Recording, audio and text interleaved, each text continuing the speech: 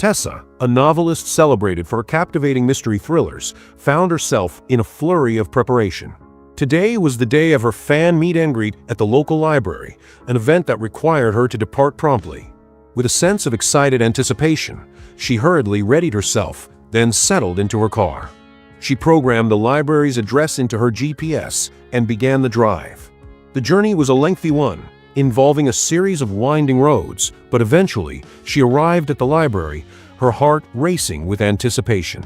She parked and stepped out of her vehicle. She was warmly greeted by Ramona, the library's owner, whose welcoming smile radiated the community's enthusiasm. Ramona had personally extended the invitation for Tessa to share her insights and experiences with the eager audience that had gathered. Tessa took a deep breath, a mix of excitement and gratitude filling her as she walked through the library's doors. The atmosphere buzzed with anticipation, and familiar faces from her readership lit up as they recognized her. Standing before them, ready to deliver her speech, she felt enveloped by their support and admiration. These were not merely fans, they were individuals whose lives had been touched by her stories, and their love for her books fueled her passion even more. In that moment, Tessa knew she was exactly where she was meant to be, sharing her words with those who truly appreciated them. As the conference drew to a close and Tessa prepared to depart, Ramona approached her with a friendly smile. "I have a shortcut that will get you home much quicker," she offered, her eyes sparkling with enthusiasm. Grateful for the time-saving tip, Tessa felt a wave of relief wash over her. She settled into her car, eager to embark on the journey ahead.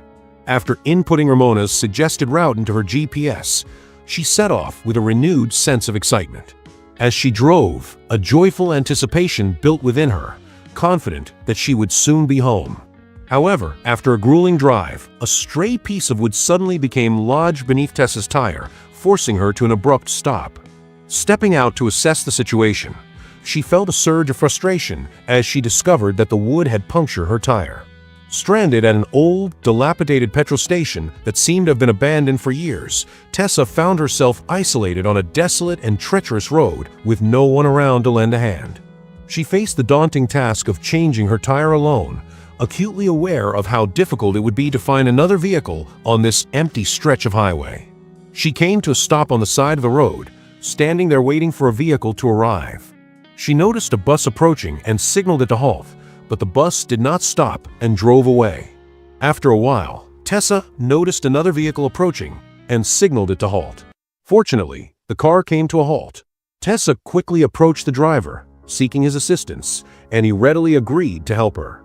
His name was Lester.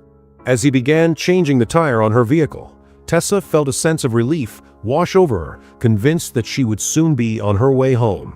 However, her relief turned to dread when she noticed the same pieces of wood with protruding nails in Lester's car. A cold shock gripped her heart, leaving her feeling vulnerable and exposed as she stood there. A sinking realization dawned upon her. Lester was watching her with a predatory gaze as he worked on the tire. His demeanor had shifted since he first offered help. It was clear that his intentions had darkened upon realizing she was alone. Before Tessa could process her unease, Lester suddenly closed the distance between them and struck her face with brutal force. The blow sent her crashing to the ground, rendering her unconscious in an instant. He forcibly placed her in his car and drove her to a remote, desolate location. When Tessa regained consciousness, she was horrified to find Lester assaulting her in the most brutal manner. Desperation filled her as she cried out for help, pleading with him to stop, but his cruelty knew no bounds. He continued his attack, deriving satisfaction from her suffering. As Tessa lost consciousness from the relentless assault, he callously hoisted her over his shoulder and carried her deep into the heart of the forest, where he callously discarded her like a broken doll, leaving her to be lifeless. Lester dragged her limp form to an even more isolated spot before abandoning her there and fleeing into the shadows. After Lester departed, we see Tessa slowly regain consciousness, struggling to rise. She sank back down into the chilling water, her body battered and broken. Though she was alive, her condition was dire, she could barely stand. As she glanced beside her, a wave of horror washed over her as she discovered the lifeless bodies of other girls, victims of Lester's brutal assaults, discarded like trash after their lives were violently taken. In that moment of despair, a flicker of determination ignited within Tessa. Summoning every ounce of strength, she began to wobble toward safety, each step a testament to her will to survive. Overwhelmed by shock from the horrific ordeal she had just endured, uncertainty gripped her mind. Fear coursed through her veins as she staggered along the road, acutely aware of the danger that lurked around her. When she spotted a car approaching from behind, panic set in. Instinctively, she sought refuge, hiding in the shadows to evade detection, her trust in passing vehicles shattered by the trauma she had experienced. After a long and arduous journey, Tessa stumbled upon a small shop where she could finally freshen up. Desperate to share her harrowing experience, she tried to call her friend, but the call went unanswered. Frustrated yet determined, she managed to reach her home. The first thing she did upon entering was retrieve her gun, carefully loading it with bullets to defend herself against Lester, who now possessed her bag and address, leaving her vulnerable to his potential return. The trauma of the horrific encounter weighed heavily on Tessa, rendering her too shaken to seek medical attention for her injuries. Instead, she retreated into the safety of her home, seeking solace and isolation as she grappled with the aftermath of the nightmarish ordeal. As time went by, Tessa's physical wounds began to mend, but the scars of her trauma ran much deeper. Fueled by a burning desire for vengeance against Lester, she steeled herself for the confrontation ahead, determined to teach him a lesson he would never forget.